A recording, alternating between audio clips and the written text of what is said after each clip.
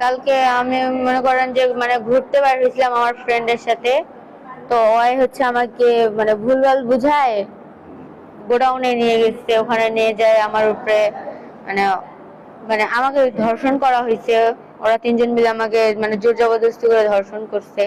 আমি নিষেধ করছিলাম অনেকবার করে, তাও ওরা আমাকে মানে ভয় দেখাচ্ছিল, অনেক হুমকি দিচ্ছিল, বলতেছিল কট দিবে, বলতেছে তামিমকে পুলিশে ধরা দিবে, যে সে বলতেছিল। তো সেই জন্য ওদেরকে দিতে হইছে। আবার ফের মানে আমি যে অসুস্থ হয়ে পড়ছি ওরা ওটা দেখেই না, ওরা আমাকে জোর করে মানে করে নিষেধ করলাম। আমি মানে এটা হচ্ছে আমার উপরে মনে করেন যে 12টা থেকে 3টা পর্যন্ত চলছেই। তারপরে পুলিশ এসে উদ্ধার করছে, নাহলে তো আমি কালকেই ওখানেই মরতাম। পুলিশ কিভাবে ঠেকাচ্ছে?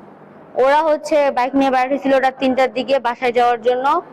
তা মনে হয় কিছু খাইয়ে বাইরে ছিল, ওই জন্য গাড়ি ঠিক করে চালাতে পারতেছিল না। তো পুলিশ ওদেরকে মানে সন্দেহ চোখে দেখছে, তো ওদেরকে ধরছে।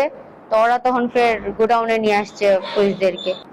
তামিম নামের একটা ছিল, মানে তামিম হচ্ছে আমার ফ্রেন্ড হয়, তামিমের সাথে গেছিলাম। ও আমাকে এমনি ঘোরার নাম করে নিয়ে গেছে, যে বলছিল যে ঘুরতে যাব চল। তো আমিও গেছি। তো পরে ওই আমাকে ওইখানে নিয়ে গেছে। এটা হচ্ছে রাত 11টার ঘটনা।